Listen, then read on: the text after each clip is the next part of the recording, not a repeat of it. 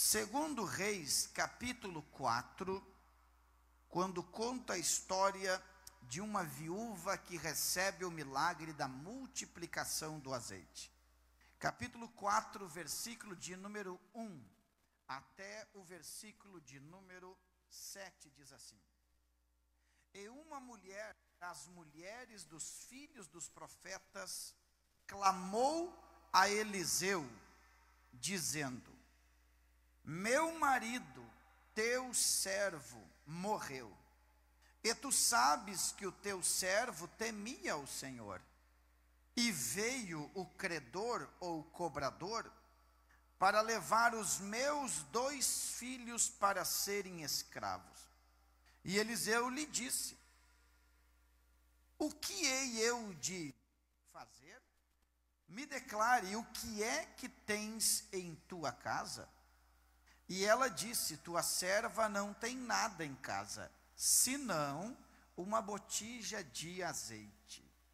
Então disse ele: Vai, pede para ti vasos emprestados a todos os teus vizinhos, vasos vazios, não poucos.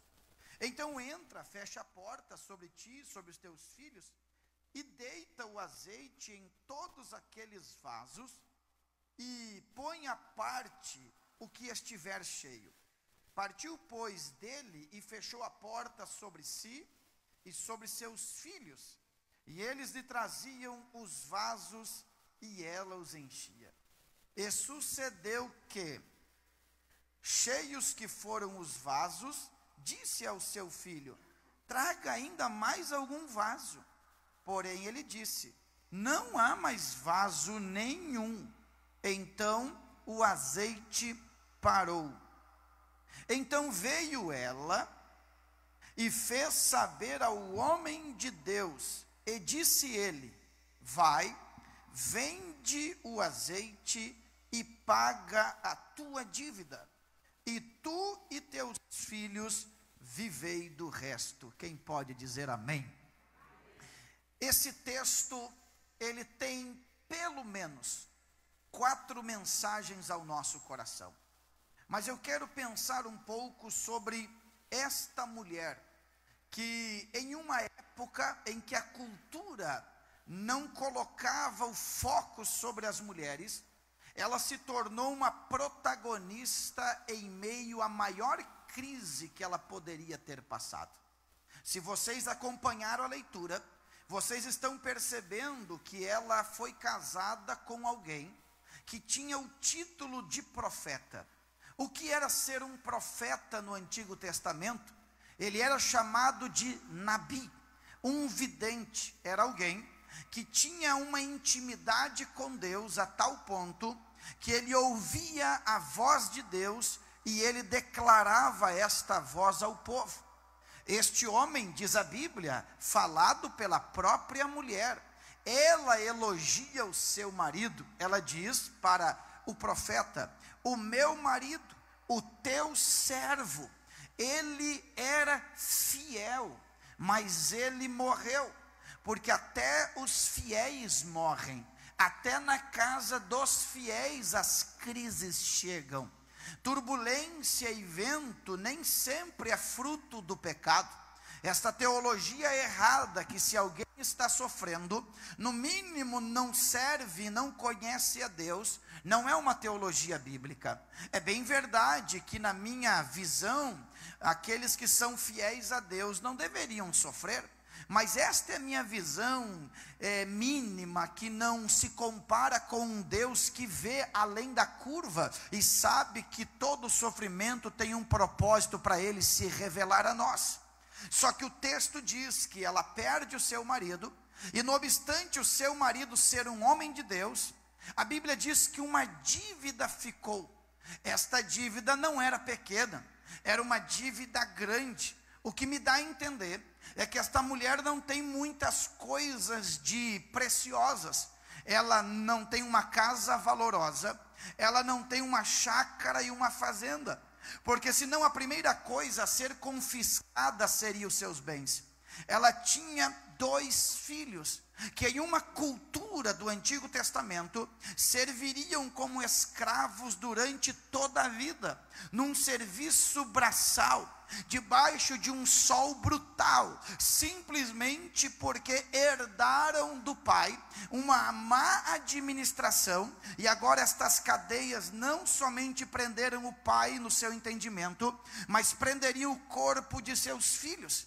Quando a mulher recebe esta visita inesperada, esta visita desagradável, com certeza, ela abre a porta e diz: pois não. E aquele homem truculento já diz: a minha missão é básica. O teu marido tinha uma dívida, ele morreu, não pode pagar, os seus 2 filhos serão levados escravos.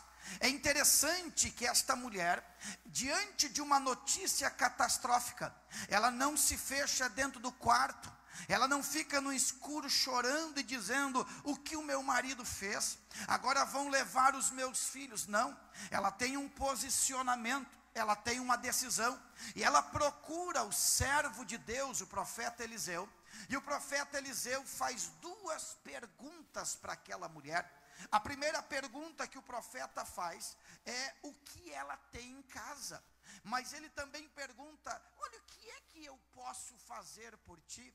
A mulher não deixa as emoções tomarem conta, ela narra a história e diz: eu não quero perder os meus filhos.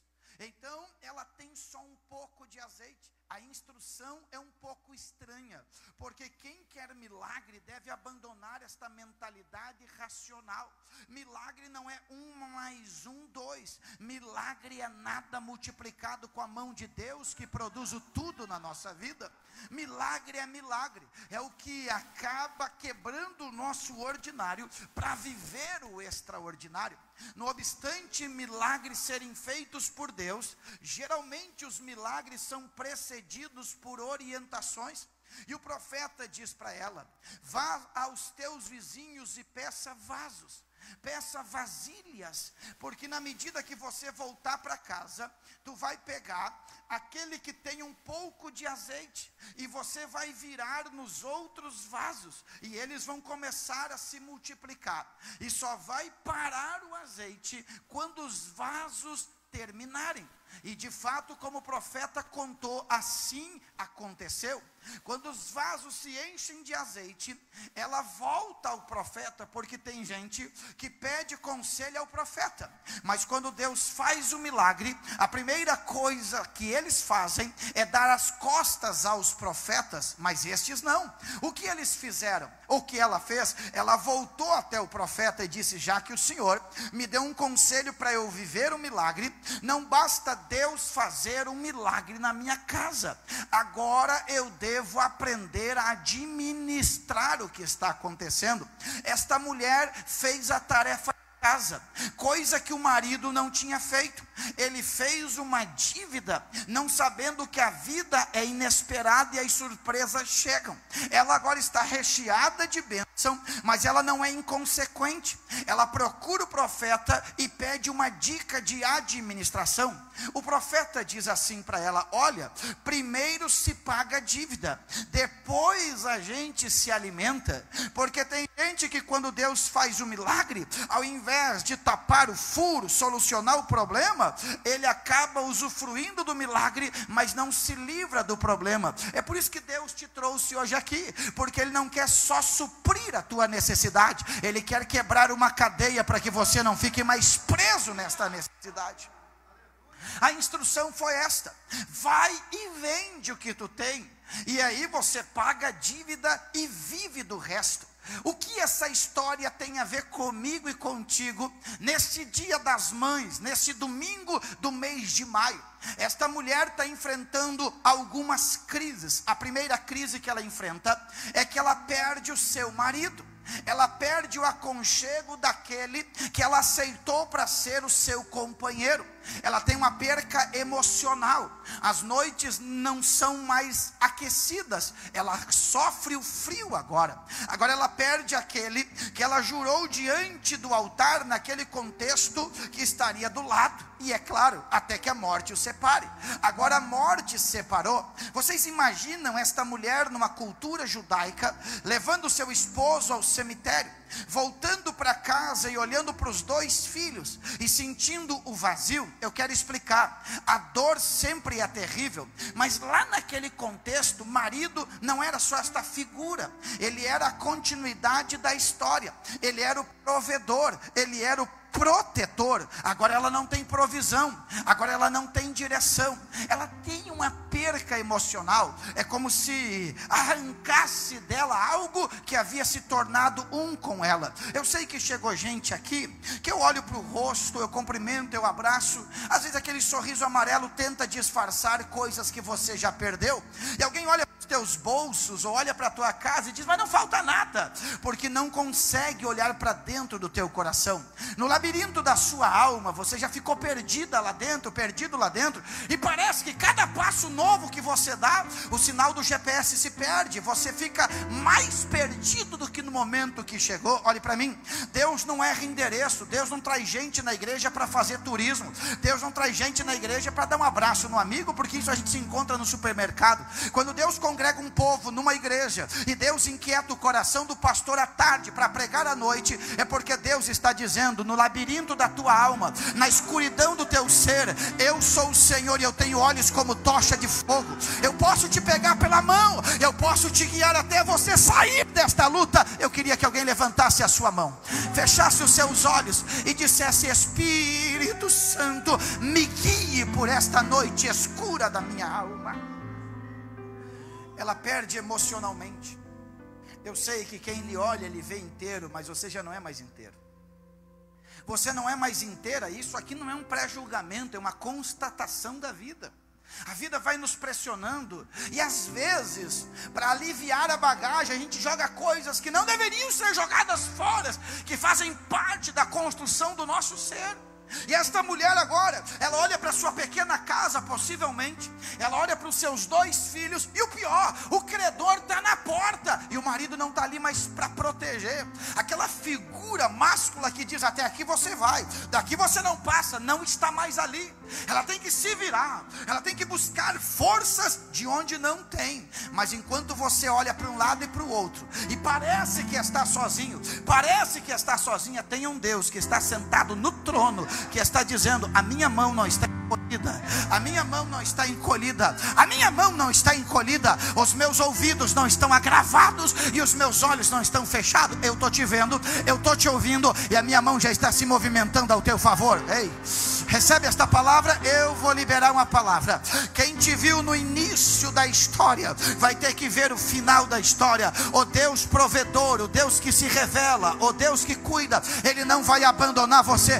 Pastor, mas eu não sinto. Não precisa sentir, Ele sabe agir no silêncio, Ele sabe agir. E o que eu faço, pastor? Só adora e deixa Deus ser Deus na sua vida. Oh glória.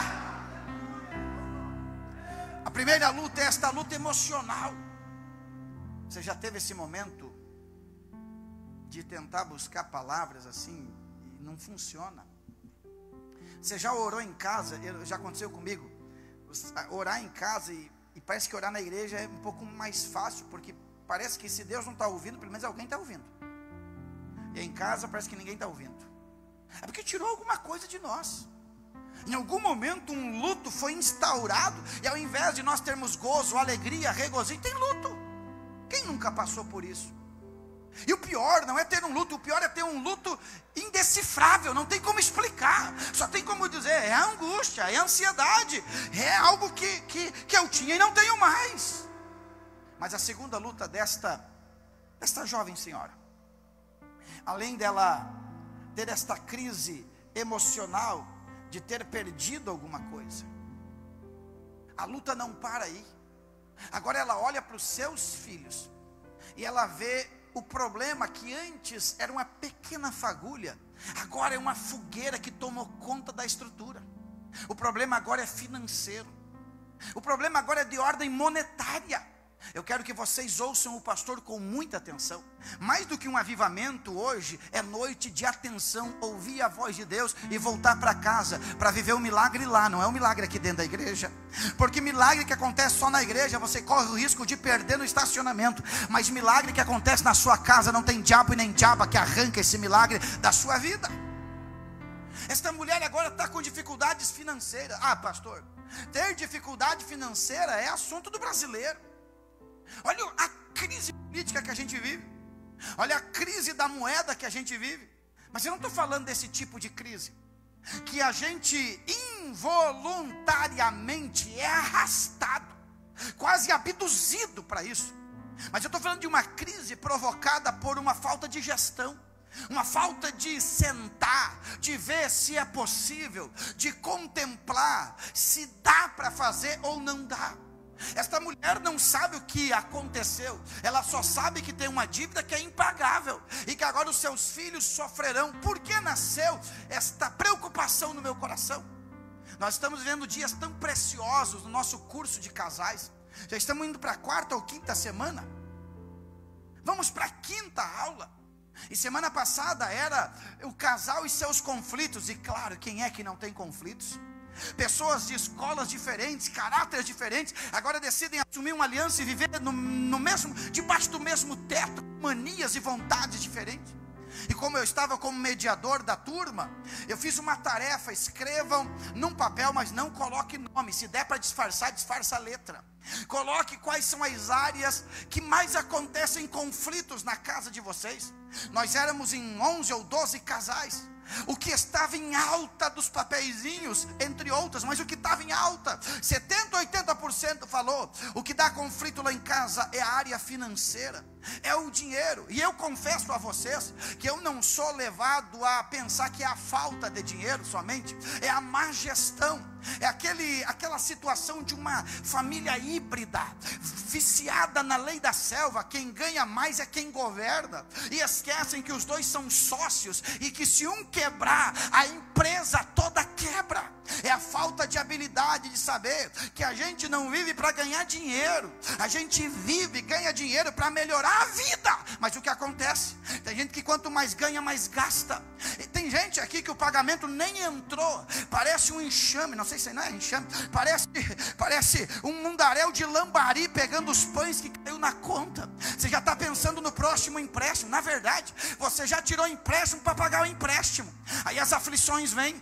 Aí quando essas aflições vêm, abala a tua alma. Aí toca o teu emocional. Aí abala o teu estado hormonal. Aí a intimidade já não é mais a mesma coisa. Aí o estado irritadiço fica lá em cima. Os filhos aguentam com os problemas que os pais se metem, porque os dois conseguem deitar numa cama, mas não conseguem se assentar junto a uma mesa, pegar um papel e colocar todos os gastos comuns. O que é gasto comum, pastor? É gastos físicos, ou melhor, fixos. É o aluguel, é a água, é a luz, é gastos que todo mês tem. Ou coloca todos os gastos e você vai encontrar fuga de energia. Tem gente que não fica um mês sem ir 3 vezes jantar fora, mas ganha salário mínimo. E longe de mim dizer para você que você não pode desfrutar da vida, mas não adianta dormir com a barriga cheia e com a cabeça cheia também de problemas. Tem coisas que não é para mim, tem coisas que é para o outro, tem coisas que não é para o outro, mas é para um. Então olhe para mim aqui, ó.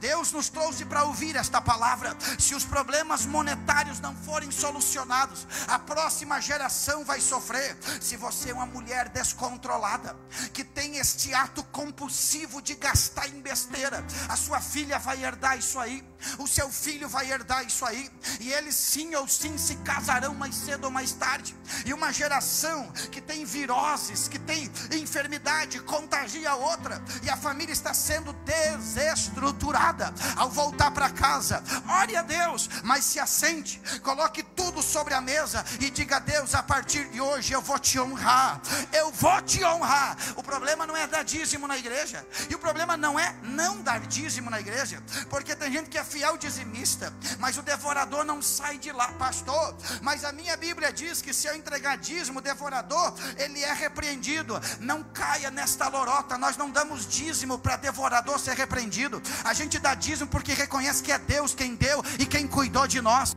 Quem dá dízimo para repreender devorador nunca amou aquele que de fato o prosperou. A gente, quando traz valores para a igreja, não é para ganhar, é porque reconhece que Deus já cuidou de nós. Agora, não Não adianta dar 10% na igreja e jogar ao vento os outros 90%. Esta mulher, ela está perdendo o sentido da vida por causa de uma dívida. O silêncio de vocês está me inspirando. Eu estou pregando na direção do Espírito Santo. E quando a gente é um péssimo administrador, a primeira coisa que a gente faz é: a obra de Deus não precisa. Essa é o verniz mais bonito que a gente coloca nos nossos atos compulsivos. A obra de Deus não precisa. Para que isso? É coisa do Antigo Testamento. Eles descobrem até teologia para explicar o dízimo, mas não descobrem terapia para solucionar os problemas financeiros. Senta lá, vê quanto entra na sua casa. Você vai ver. Eu tive 2 experiências aqui em Antônio Prado. Eu fui visitar alguém e daqui a pouco eu me assentei e o veterano estava numa aflição. Eu digo: o que acontece? Daqui a pouco ele abriu o coração. Era dívida. Conta. E daqui a pouco eu disse: traga um papel. Estava eu e Miriam. Ele deu uma tremidinha, porque eu chamei a varoa dele junto. Aí a varoa dele ia ficar sabendo quais as dívidas que ele tinha. Aí quando nós nos assentamos, não era nada demais. Aí eu disse: quanto é que o senhor ganha por mês? Com toda a reverência, eu lhe pergunto: tanto. Eu disse: pois é, com o que o senhor ganha, não dá para fazer isso. Alguém passava lá perto dele e dizia assim: olha, o senhor tem mel para vender? Tenho. Eu tenho queijo para vender. Queijo vende mais. Então vamos trocar o mel pelo queijo. Aí ele trocava o mel pelo queijo. Aí passava um outro com bateria velha, assim, de carro. Aí disse assim: rapaz, tu tem queijo, mas bateria é melhor, vende mais. Aí ele ia lá e trocava a bateria pelo queijo. Aí voltava outro com mel e dizia: rapaz, você tem bateria, mas mel vende mais. Ele voltava para o mel de novo. Ou seja, não há propósito. Aí sentei com os dois com muita humildade, fizemos a conta, aplicamos a conta. Digo: o senhor não tem nenhuma benedinha para receber por aí? Tenho, vendi um terreno. Opa, bota aqui, com esse dinheiro o senhor salda a dívida e ainda sobra. Qual é o problema? Pagar a dívida não é o problema, é curar o coração que é o problema. Porque ele pode ter dinheiro sobrando, mas amanhã vai errar de novo. Eu fui em outra casa, pessoas sozinhas. Aí eu sentei e digo: não dá, vamos fazer a conta. A gente fez a conta daquela irmã. Ainda depois de pagar tudo, rancho e tudo, sobrava R$500 positivo. Olha aí, tem gente que não sobra 500. Ou seja, a irmã tinha um capital de investimento de R$500 positivo, mas ainda estava aflita. Olhe para mim aqui, ó. Eu sei que é um assunto que não tira glória a Deus e nem aleluia, mas se você curar a sua casa, haverão menos lágrimas lá, vai ter mais alegria na sua casa. A noite será melhor para dormir. Quem recebe esta palavra? Eita, pegou a visão de ler. Você imagina os 2 filhos dela sendo levados por uma dívida. O que é que tem atribulado a tua casa nesses dias? O que tem deixado você com insônia nesses dias? Quais são os boletos que estão te atribulando? Qual a tua dificuldade de ser fiel a Deus com as tuas contribuições? Qual é a luta que você tem quando você recebe o seu contra-cheque, a sua folha de pagamento? Qual a educação financeira que você está dando para o seu filho, para a sua filha? Tem coisas que não dá. Você quer ver quando um pai mais ou menos educa o filho e a filha? Eles vão no mercado, daí isso acontece. Eles dizem assim: ô pai, dá para comprar ou está caro demais? Essa frase revela muito de uma casa. Revela muito, né, Sueli? Tu me compra, pá? Tu me compra, papai? Não compro. Às vezes o não é pedagógico. Não é falta de recurso, é ensino. Porque eles não se tornarão pessoas valentes, resilientes pelo que recebem, mas é por aquilo que não alcançaram e aprenderam a viver sem. Mas às vezes vai ver o rapaz, ele não trabalha, não faz nada, ele tem um celular melhor que o do pai, se veste melhor, mas pastor, é assim a lei da vida. O problema não é a lei da vida, o problema é que a vida não vai acabar, ele vai continuar. E se ele receber tudo, vai chegar um dia que para manter aquela estrutura falsa, ele vai se endividar, e vai se afligir, e vai estragar o casamento. Eu vim aqui dizer para você que há milagre de Deus liberado para a sua casa, se você recebe. Terceira luta desta mulher. Quando você encontra a expressão azeite, ele pergunta assim: olha, o que é que eu vou fazer por ti? Aí ele pergunta: o que é que tu tem em casa? ela diz: a tua serva não tem senão primeiro ela diz assim: a tua serva não tem nada. Cuidado com o poder das tuas palavras. Alguém aqui mais da minha idade? Tem uns mais antigos aqui. Antigamente eles diziam assim, ó: cuida do que tu fala, vai que o anjo diz amém. E é mais ou menos assim: cuida do que tu fala, porque o que tu fala pode se tornar uma sentença no mundo espiritual. Porque o profeta está ali, o profeta é o agente do milagre. E o profeta diz: o que é que tu tem em casa? E ela diz: a tua serva não tem nada. Aí ela corrige, vírgula, a não ser um pouquinho de azeite. Quem está acostumado com a igreja evangélica sabe que azeite é o símbolo da presença de Deus. Azeite é o que suaviza a pele. Azeite é o que dá brilho à pele. Azeite também era elemento usado para fazer o sabão do lavandeiro. Azeite era usado para curar feridas. Então ela está dizendo: eu tenho só um pouquinho de azeite. Se azeite é símbolo da presença de Deus, ela está dizendo assim: ó, olha, o meu altar com Deus está pequenininho. Eu já não oro mais, eu já não busco mais a presença de Deus, eu já não sou mais aquela mulher de tanta fé. Eu me envolvi tanto nas tarefas e nos problemas e nos afazeres, que eu já perdi a conexão com Deus. Tem gente aqui que o Senhor tem saudade de você. O Senhor quer lhe abraçar, o Senhor quer lhe renovar, o Senhor quer te encontrar no teu quarto como te encontrava antigamente, quando você tinha quebrantamento, humildade, e você dobrava o joelho dizendo: Deus, se o Senhor não me socorrer, eu vou morrer, porque tu eres o meu bem mais precioso, tu eres aquele que está no pódio do meu coração, tu está no centro da minha alma. Mas as coisas vieram, tantos afazeres chegaram na sua casa. Na verdade, você está tão realizada, tão realizado, que papai do céu já foi guardado na lavanderia. Nem na sala da tua casa ele é convidado, nem no quarto da tua casa ele é convidado. Não, pastor, eu não preciso desse Deus, não. Você não precisa agora, aparentemente, mas vai chegar um dia que você vai precisar, e de repente o teu vaso vai estar tão vazio que o milagre não vai acontecer. E o que eu faço, pastor? Aproveita, enquanto tem um pouquinho de azeite, ele multiplica e faz o milagre acontecer.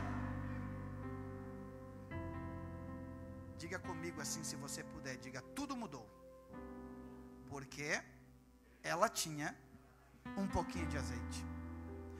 Você tem coragem de perguntar algo para quem está do teu lado? Se ele te deve, tu não cobra agora, só pergunta assim: você ainda tem um pouquinho? Você ainda tem um pouquinho? Porque Deus lhe trouxe aqui, sabe por quê? Porque vai acabar. Quantas aflições viajando, quantas aflições. Nós saímos no domingo passado de Alegrete às 10 horas da noite. Eu disse: vamos, antes do culto já abastecemos o carro, deixamos o tanque cheio, mas o tanque não chega até aqui, porque hoje estrada longe. Eu disse assim para o Kaique: olha, qualquer posto que a gente passar, não importa se gastou só um quarto de tanque, a gente já completa, porque vai que a gente não encontra um posto aberto até às 6 da manhã.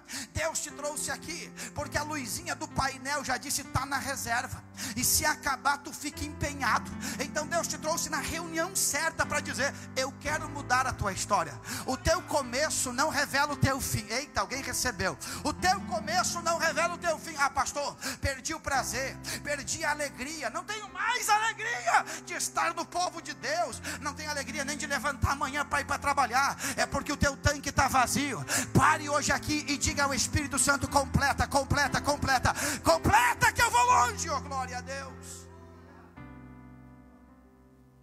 Eu vou terminar minha palavra dizendo: se esta mulher simplesmente aceitasse a circunstância que estava, ela ia ver o credor levando os seus 2 filhos. Presbítero Patrick, eu não tenho noção agora de qual a distância, não tenho noção de onde é que estava o profeta quando ela foi buscar. Mas o profeta estava num ambiente acessível.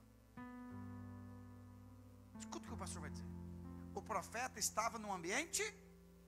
Ontem nós celebramos um casamento aqui, né? O ato religioso com poder e efeito civil. Aí na ata o pastor coloca assim: foi realizado em tal lugar, diante de tal, em lugar acessível a todos. Casamento não é secreto, é para todo mundo ver. O profeta, eu não sei a distância, mas ele estava num lugar acessível. Mas ela poderia ficar fechada nas quatro paredes da casa, dizendo: meu marido já foi, meus filhos estão indo. Porque tem gente que ao invés de sacudir a poeira, levantar a cabeça e dizer: eu não aceito a circunstância, eu quero um novo tempo na minha casa, simplesmente se entrega, joga os braços para o chão e diz: não tem mais solução. Por que você mesmo está decretando o teu fim? Se a tua palavra não tem poder para isso, é Deus que conhece a sua história.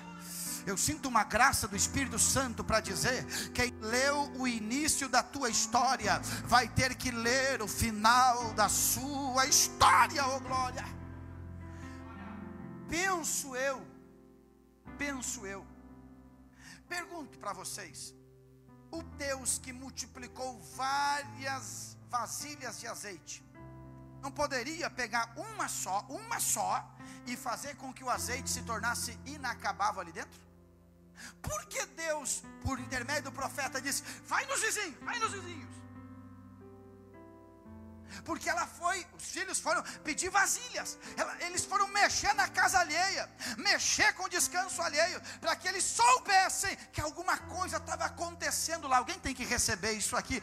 Tem coisas que Deus vai fazer dentro da tua casa, mas a vizinhança vai ter que ficar sabendo, oh glória. Ah, Jesus, ei, glória.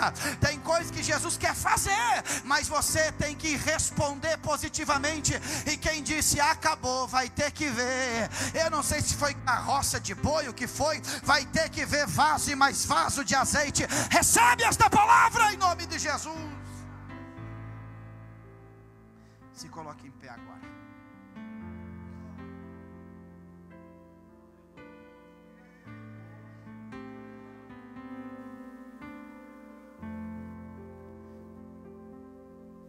Olhem para cá para eu orar. Foi um milagre, sim ou não? Amém, foi um milagre. O nosso Deus faz milagre, sim ou não? Faz, está aí a mãezinha da Maiara, um milagre de Deus, né? Deus fez, Ele faz. Quando Ele quer, Ele faz. Quando Ele não quer, é meu, Ele faz o que Ele quer. Mas olhe para cá. Entre Deus querer fazer e Ele fazer, Ele sempre coloca algumas responsabilidades que estão ao nosso alcance. Não é para nos cobrar depois. É aquela velha historinha, quem tem filho sabe. Veja, Gilberto, o senhor quem sabe no interior, com a bolsa de ração, assim. Aí, o filho, pequenininho, aí ele vai lá e coloca a mão, né? E faz aquela bolsa e faz parece que ele está ajudando o pai. Mas quem está levando o peso? O pai. É o pai que está levando o peso. É o pai. Só que ele deixou você colocar a mão naquela bolsa de cimento, naquele peso todo, e você diz: eu estou fazendo muita força. Ele não está fazendo não, eu só estou deixando você ser participante do que eu estou fazendo. Eita, aleluia. Ah, pastor, está pesado para mim. Não está, o peso está sobre ele. Ele decidiu levar. O problema é que você não está disposto a fazer nada. Ah, pastor, mas olha que conflito. Tem que ir lá na vizinha. Ei, guri, o que é que tu quer? A mãe mandou pedir vasilha. Já é um bom sinal que ela pagava o que devia, porque senão não emprestava mais. Não, leva esse piá. O que Deus quer fazer em mim e em você vai chamar a atenção. Mas cuidado, porque ela tinha uma perca emocional, ela tinha uma perca monetária, mas o que resolveu todos os problemas foi a multiplicação do azeite. O que o texto quer ensinar é que às vezes nós perdemos tudo, mas se não perdermos a presença de Deus e com arrependimento dizer: Deus, eu me meti nisso aí que eu não deveria ter me metido, meu futuro estava bom demais, mas eu compliquei. Senhor, me socorre. Ele é Pai, Ele vai lá e te socorre e te dá a unção do Espírito Santo. Eu não tenho dúvida que o Espírito Santo falou conosco, mas agora é você e Deus. Imagine que o teu milagre está aqui na frente do altar. Ah, pastor, me dá vergonha de ir lá na frente do altar. Então fica sem o teu milagre. Fica sem o teu milagre. Mas imagina Teu milagre está aqui e nós vamos orar por você. Se você quer receber uma oração, mas é agora, sem esperar por quem está do teu lado, à direita ou à esquerda. Você quer orar comigo agora? Agora? Então saia do seu lugar e venha em nome de Jesus, que nós vamos orar juntos. Venha que nós vamos orar juntos. Oh glória, venha. Os obreiros, os presbíteros vão impor as mãos sobre vocês e vão orar em nome de Jesus. Nós vamos orar por vocês. Nós vamos orar por vocês. Vem bem perto do altar. Pode vir mais perto do altar. Aqui estão os servos de Deus que vão orar com vocês.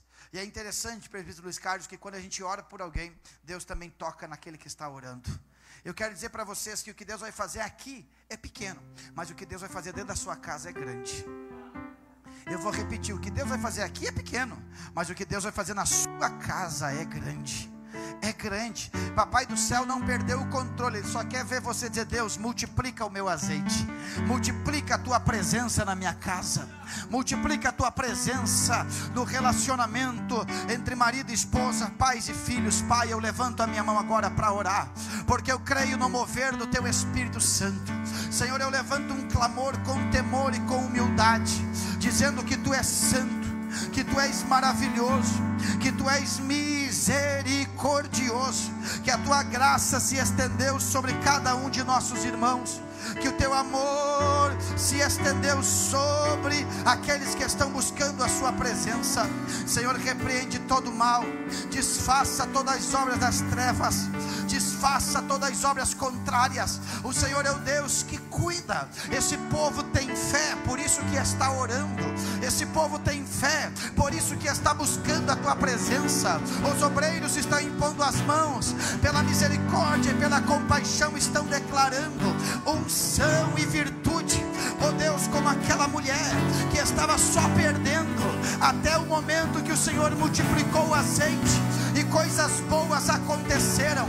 Eu creio que o Senhor está trabalhando, que o Senhor está colocando cada coisa no seu devido lugar. Eu declaro a unção do teu Espírito Santo, a virtude do teu Espírito Santo. Eu declaro o Senhor Deus trabalhando. Eu repreendo todo o mal, eu repreendo toda a tristeza, toda a amargura, eu repreendo toda a opressão, depressão, pressão. Repreendo agora, repreendo agora. Eu declaro cura divina. O nome de Jesus é o nome que dá saúde. Eu declaro cura divina. Ei Jesus, eu declaro firmeza nos passos do teu povo. Não haverão crises que nos roubarão da sua presença. Não haverão crises que nos roubarão da sua presença. Eu declaro, trabalha Espírito Santo, trabalha Espírito Santo, trabalha no coração de cada irmão, de cada irmã. Faz algo, que ao voltar para casa alguma coisa mudou, o interior foi transformado. Espírito de Deus, eu creio que o pregador chega só no ouvido, o Senhor é quem chega no coração. Eu oro pelos meus irmãos agora, eu declaro